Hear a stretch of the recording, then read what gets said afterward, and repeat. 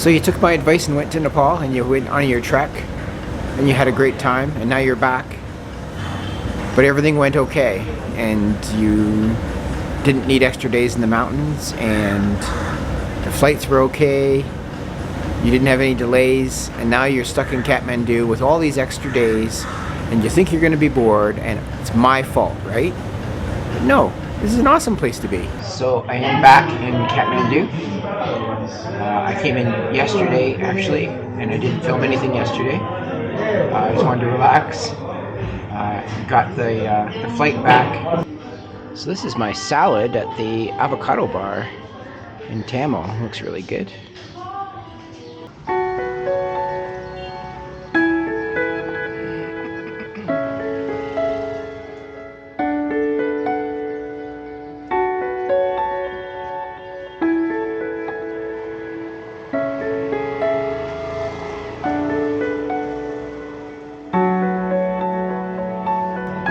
So arriving at K2, it's upstairs.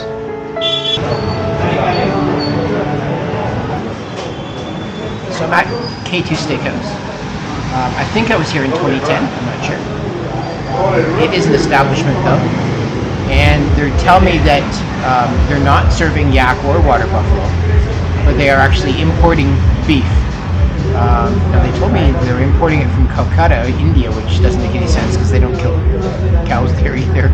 But I will be able to tell the difference for sure between beef and yak or water buffalo. That's all I'll tell you. But it is a nice place. It's pretty empty, as most places are now. There's not that much tourism here. And it's a higher end place, so locals wouldn't probably come here very often anyways. But looking forward to my steak dinner and Gorka beer.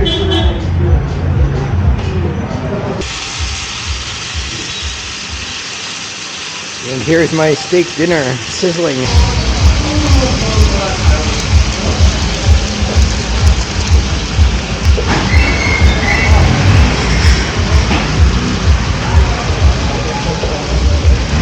So I would say it's definitely beef, not water buffalo or yak. Not that there's a huge difference between them. And it is good. And compare the price to home, it's about $15 with the prawns and ask for mashed potatoes instead of fries, which it normally comes with, and all salad. Certainly couldn't get this at home. It's very good. And honestly, you can't tell that it's been frozen. It must have been frozen in order to import it from wherever. I can't believe it comes from India, but most beef that is imported comes from Australia.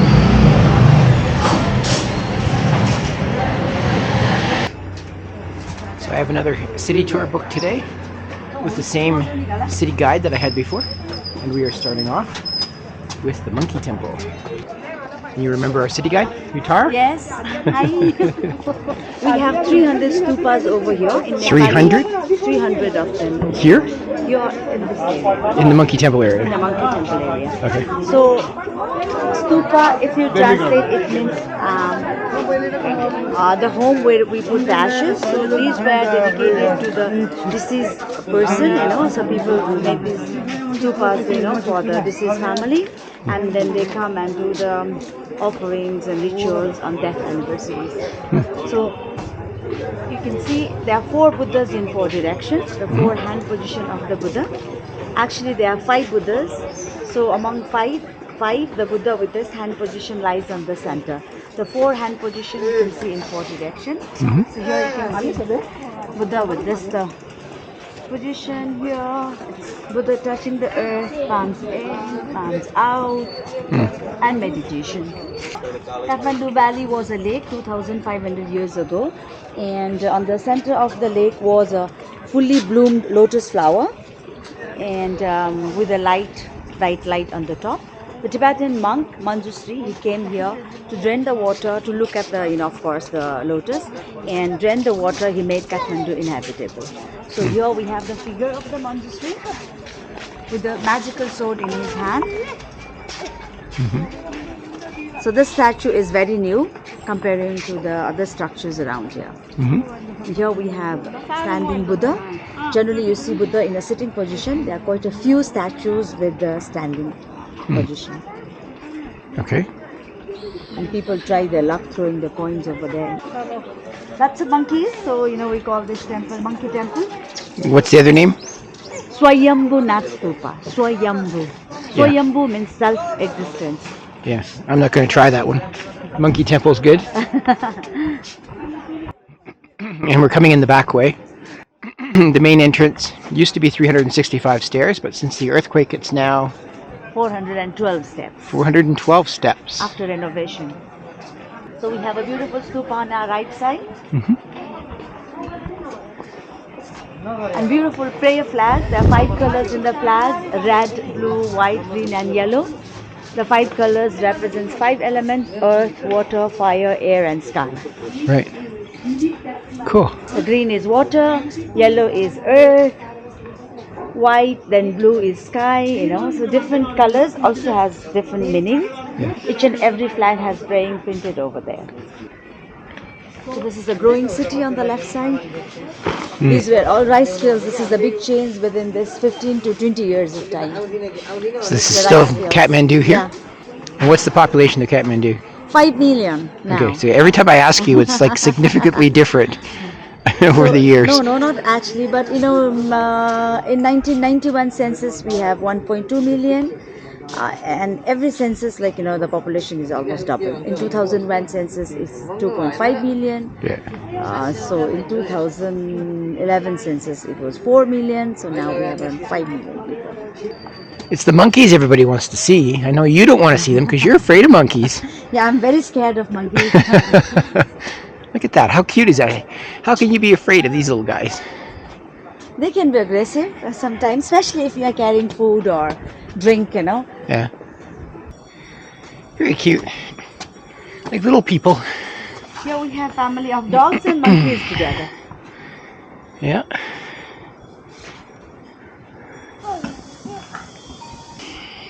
This is the monastery. Yes. And it was heavily damaged by the earthquake, but renovation going on. It was already renovated outside, but inside still a lot of work going on.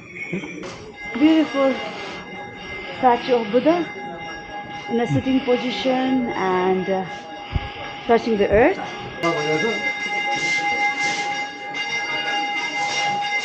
Now we hear the sound of the bell. People, when they go to the temple, they always ring the bell. The sound of the bell is the best music in the world. That's what we believe. Here we have a beautiful stupa, Swayambhu Nath Stupa. It's very nice. Many small cycles. We're here early morning, so it's not much crowd.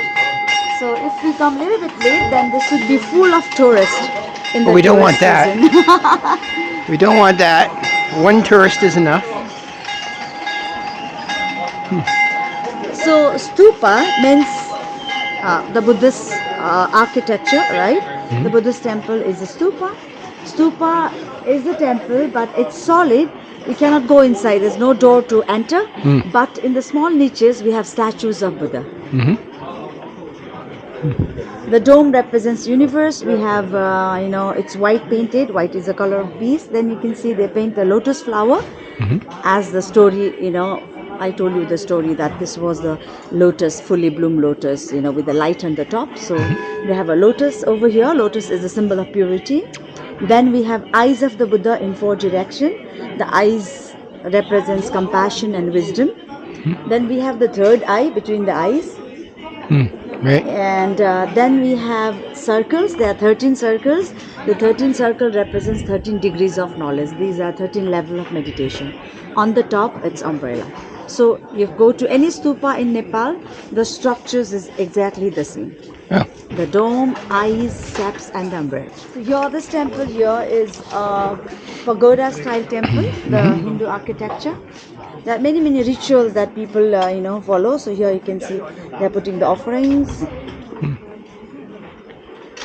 So you're combining both Yes, Buddhist and Hindu together. temples all So your together. offerings can be anything, and the God is everywhere. This is a very good example of it. You see, the colored powder, rice, flowers, incense, fruits, the offerings can be anything, and the God is everywhere. Mm-hmm.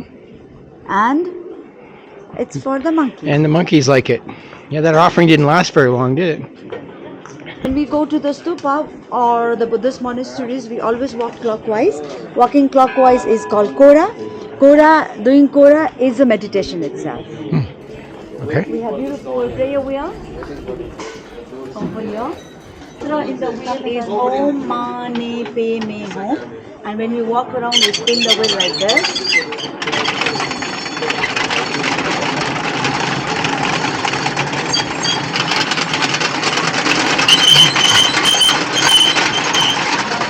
Spinning the wheel is like, meditating itself. Like, you don't have to chant it. Of course you can, but the prayers are already over there. Right. Oh yes, so here's the main entrance This is the steps from the main entrance. with the 412 steps now, and very steep. and very steep. And I'm not going to do it because of my knee, but I have walked up and down it before. So they said, see, be careful of the steep staircase. So here we have the Bajra in Right. front of the stupa. We have seen downstairs with the stone. Here the metal. 1, 2, 3, 4, 5. This represents the 5 wisdom. And how can you get the 5 wisdom? Removing the 5 defilements. Eradicating 5 defilements like anger, hatred, desire, greed, ignorance. When we all have this, we just need to get rid of it, and we get the wisdom, right? So underneath the Bajra, this is the mandala. Mandala, the symbol of protection, good luck, and happiness, the cosmic energy. Right. Okay, so this is the mandala here, and again over here also we have mandala with the lotus, the Bajra, the symbol of wisdom, and the 2 triangles overlapping each other over here. This is also the symbol of knowledge. This represents 6 degrees of knowledge. So mandala is just a shape. Mandala is the aerial view of the stupa, the geometric representation of the stupa. Because they also do that in sand, right? Yes, yeah. The sand mandala is like, Dalai Lama, he does it every time he goes to different countries and do the ceremonies. He does the sand mandala for world peace, and also to tell people that everything has to go to end, the law of impermanence. So this is Kathmandu. It's very hazy. Very right? hazy, yep. Yeah, though we had a heavy rain yesterday, I thought like today we'll get a clear view over Kathmandu and good view of the mountains, but Apparently not. it's still hazy, yeah. So when I was young, the monkeys. Well, that's okay. If the monkey wants to say hello, he can come on my shoulder too if he wants. Actually, if I can get a picture with you with the monkey on your shoulder, no? No way. I can click if you want a monkey on your shoulder. Sorry, you were saying when you were younger? When we were younger, we used to come over here on birthdays and festivals and so on, and we used to point out our house. Oh, yes. So I was born nearby that view tower, nearby Kathmandu Darbar Square. We used to point our house, and we said, okay, our house was taller than this house and so on. But now, it's all houses, no open, grounds. Right.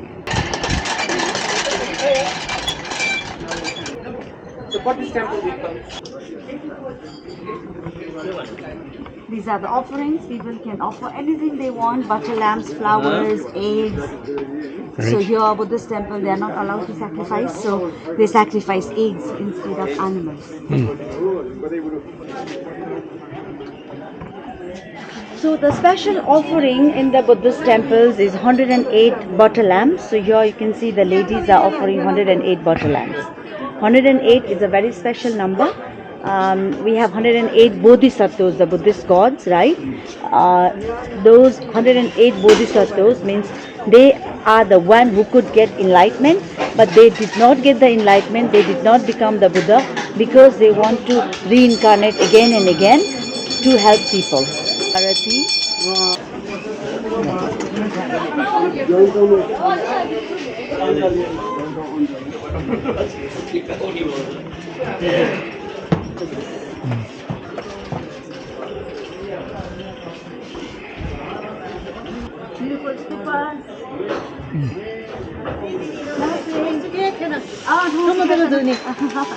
So this Buddhist or Hindu? This is Mahankal.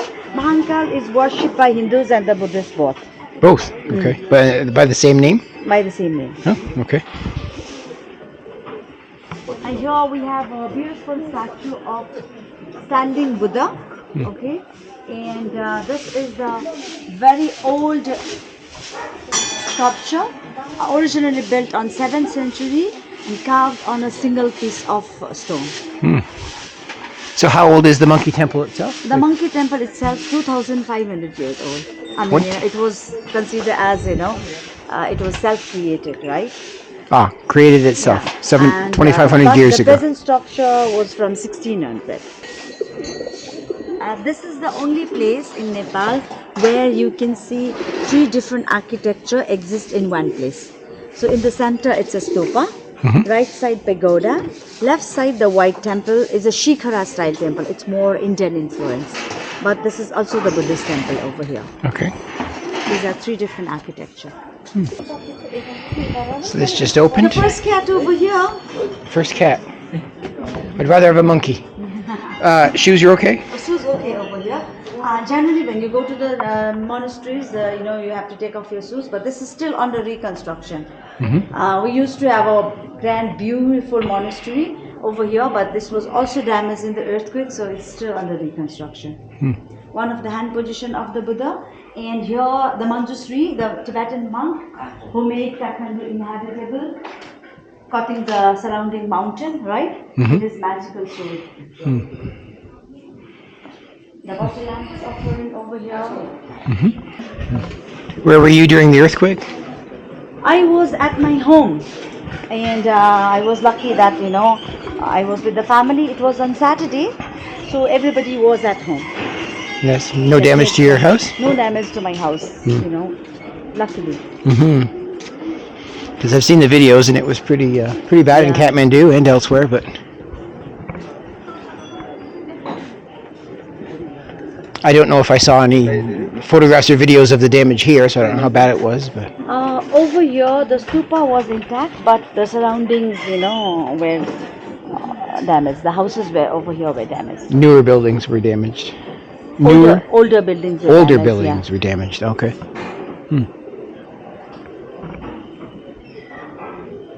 The stupa was okay, but this temple was also damaged, and then they have rebuilt this. Oh, yes. And I think the Bodhnath Stupa, it was damaged heavily, right? Bodhnath was tilted on the left side, yes. And it's been corrected?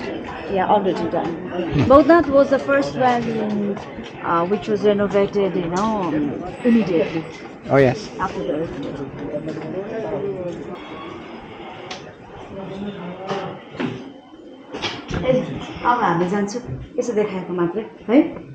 So this is the prayer room for this monastery. Sometimes you can see them, sitting and doing their prayers, but now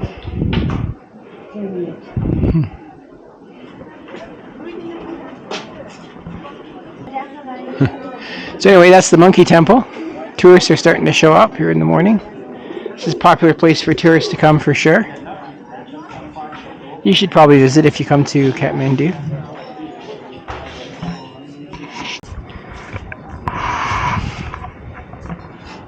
So there is a rooftop view, but you have to go through a private shop, and it's very dark, kind of hard to find.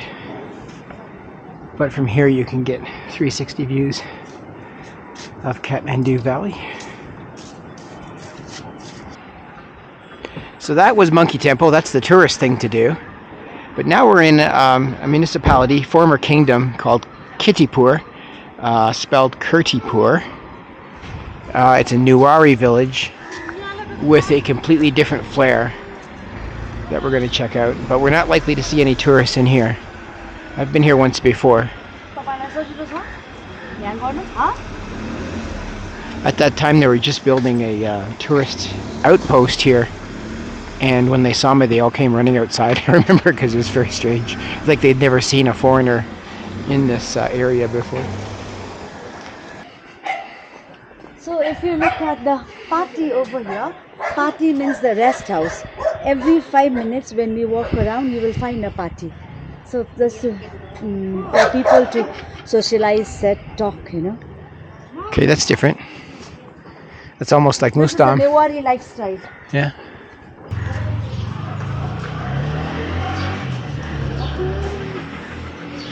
Puppies are okay, just not monkeys, right? Yeah, puppies are okay. And what about Yeti? Yeti also okay. Yetis are okay? So you can see there are a lot of ponds like this, we used to have a lot in Kathmandu, Patan and Bhaktapur also. Right. Bhaktapur and has still a lot more ponds. And here also we have ponds. So the people are actually drinking this water? No, not drinking this water. This is a collection of rainwater, and you can see and also the groundwater. But when there's a scarcity And the of fish? water, yeah. So they're not drinking it. What's it for? Now we are not using it for the drinking and all, but in the past, lot of Okay. ponds. Now we have water supply in the houses. All these houses have water supply. So what do they use the water for now? Now it's just a collection of I see. water. This one can we relax. So this is the carpet from the straw. When they harvest the rice and the wheat, they have straw, so they make the carpet and chair. This is also For inside the house? for inside, outside you can use.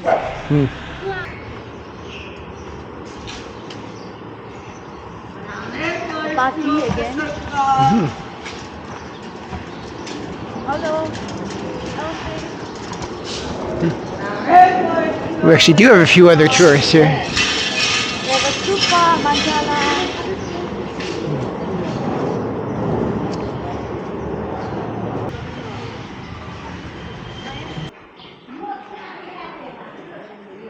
So just entering the temple area of Kittipur. Watch your head, please. Yeah. देखा छ न? So Suji, नगरपालिका आएको? See, this is also the work of the municipality. They are restoring this Biharla. Baha, like a small monastery.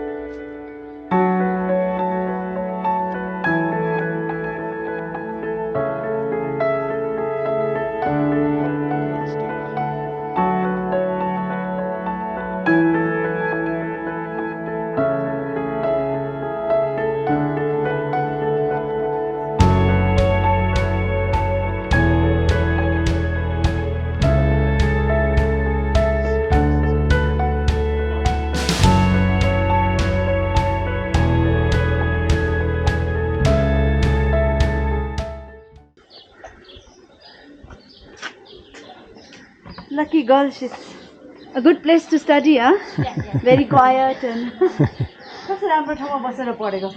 The main entrance. And the elephants? They are the guards, They guard. the protectors. So just like in other temples, now no trunks, already lost.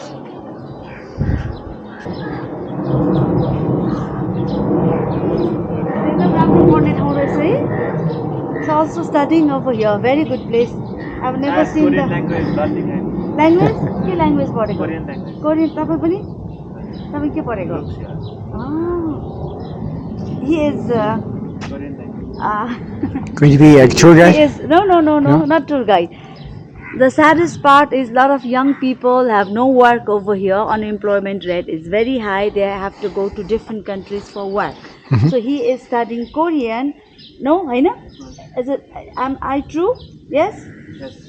He is studying Korean language. He will take a test, and then if he gets through, then he can go to Korea to work. To work. And then this guy is preparing Lok Sewa, which means he's preparing for the government job, isn't it? Oh, cool. Well, good luck. But this is a very good place to learn, right? Very quiet and यहाँ बसेर त एकछिन पढेपछि आउँछ जस्तै. So for a minute, close your eyes and look this direction. So peaceful over here. It is quiet compared to Kathmandu. It's called Uma Maheshwar Temple. Uma Maheshwar means Shiva and his wife, Shiva and Parvati. One of the form of Shiva and Parvati. Shiva is a god of universe, he's a destroyer and he's a creator at the same time.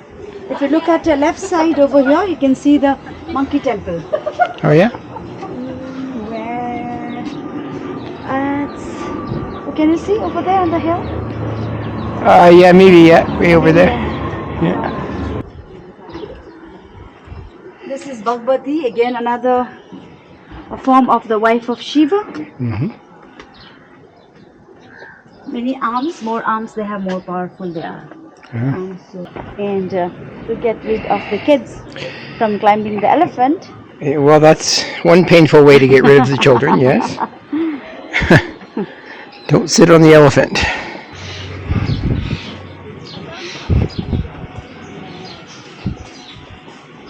This is the old house. And we have a restaurant on the roof. Temple View Restaurant and Barbecue. We are having a feast here, or we're starting to, and our guide has ordered a bunch of stuff here, and I'm a little scared. And this is a local beer, is it? Yes. Local beer. It's extremely cloudy.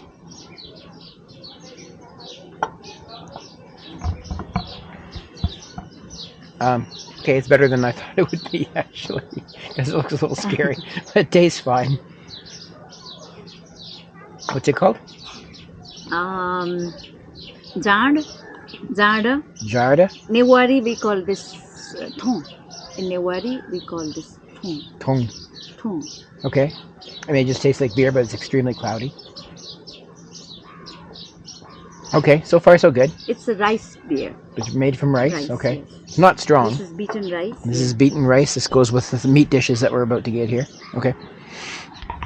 This is bara, mixed bara with keema and egg. Black lentil. And there's meat inside. This is achar, carrot, cucumber, and radish. Okay. And some peas. This is tongue fry. This is choila, water buffalo meat. This is lentil pancake with egg and meat. And beaten this is rice. Beaten rice. Okay. And we're sharing all of these things. Cool. I don't know that I've had the tongue before, but so all of the meat here is water buffalo. Water buffalo. Okay. A little worried. Did you try this? Yeah, okay. Well, I know I like the buffalo meat. Buffalo meat? Yeah, buffalo meat.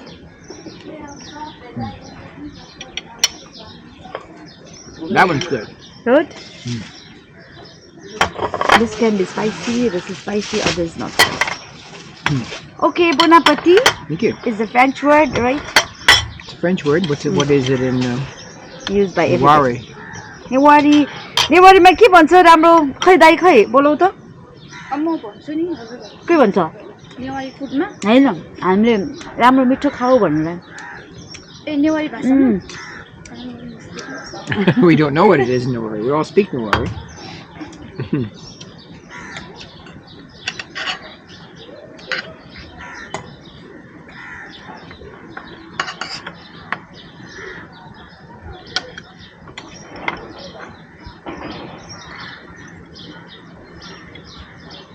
So this egg one is almost like an omelet sort of thing.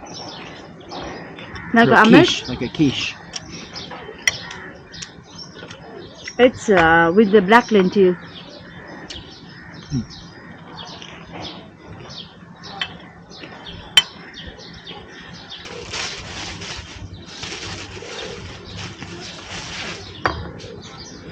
Do you find it spicy? Everything's a little spicy. You know, it's all right.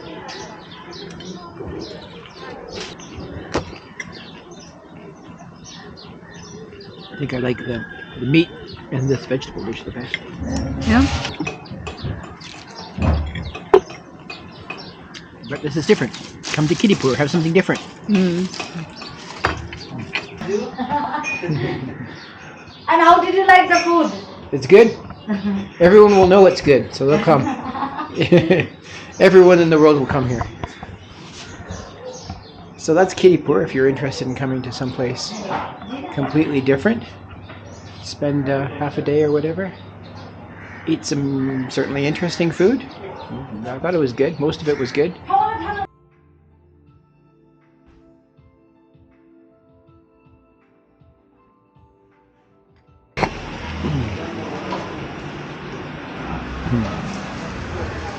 So that was Electric Pagoda in Tamil.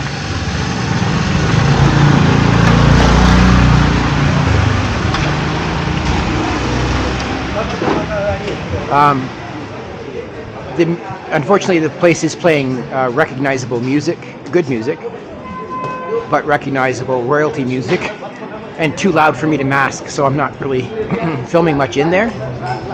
I don't want to get into trouble with YouTube. I'm not trying to exploit anyone's music, but I would say that it's the best breakfast in Tamil. The Eggs Benedict was very good, and anyone that can do a good hollandaise sauce is okay with me. As far as my quest for the perfect latte or flat white, that was as good as any here, but they all basically seem to be the same. I wouldn't doubt that all of these cafes are getting their beans from the same distributor, possibly. So nothing's really standing out, but they're all good. You can't go wrong, really, with any of them. Namaste. I have this, sir. I'm sure you do. No, thank you.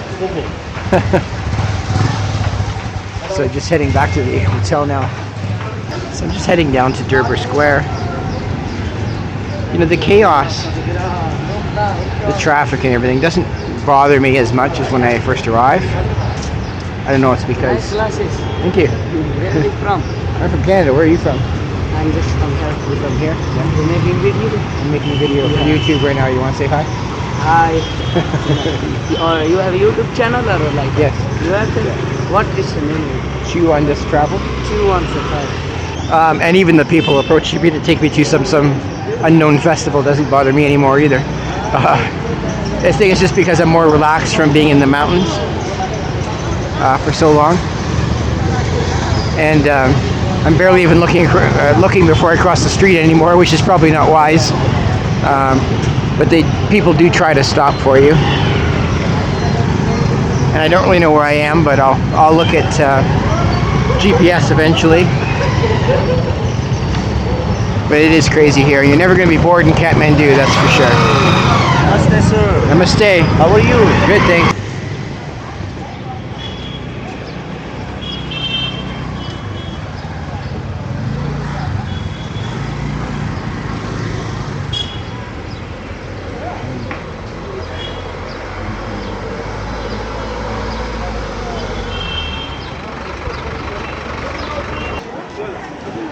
I believe I'm just coming into Durbar Square, kind of from a backward direction.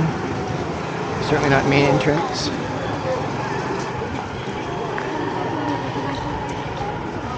Very old temples.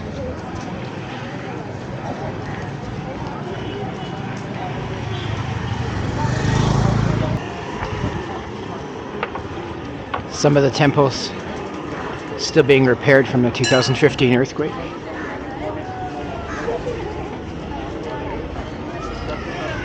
And I will have to pay an entrance fee here. 1,000 rupees for foreigners, 150 for Nepalis and other countries surrounding us like India.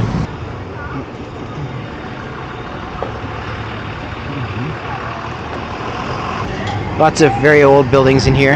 I've already been hit up by one guide. They can be relentless in here.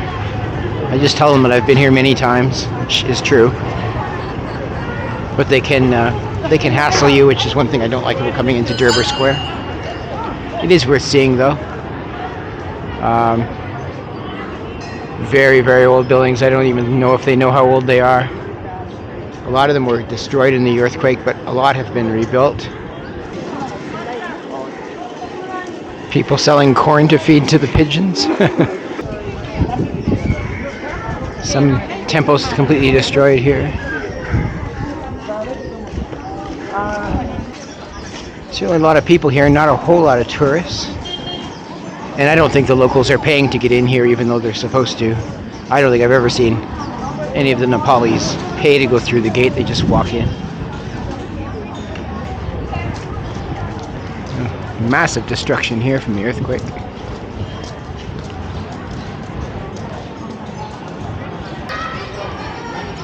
In some areas you can see these wooden supports outside of buildings to prevent them from falling over until they're adequately repaired. That's also from earthquake damage. Haven't seen too much of that this trip though. Check out some of the intricate wood carving on some of these old buildings. Isn't that beautiful? Some of these old buildings were built in a way to resist earthquakes. Like this one, which is an old technology that I think Nepal unfortunately forgot. Lots of shopping for you.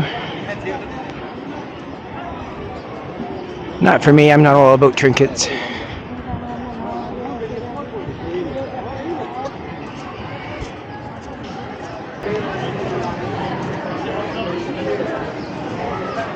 So yes, I just heard somebody say something about the living goddess, which I'm not sure what building that is. It's one of these buildings that there is a child living inside who has been proclaimed to be a living goddess. And then I believe as it goes, she will be replaced once puberty sets in, and they will pick another living goddess. Oh, no thank you. Very pretty, but no thank you. No thank you. And she's rarely seen. Sometimes she will come to the window, and the people here revere her anyways. I don't know the full story.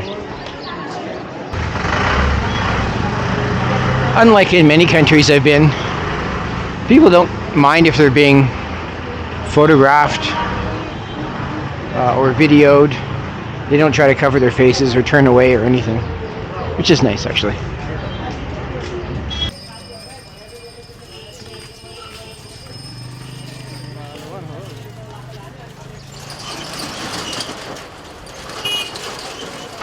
Once again, I don't really know where I am. I'm going to try to find Freak Street by GPS.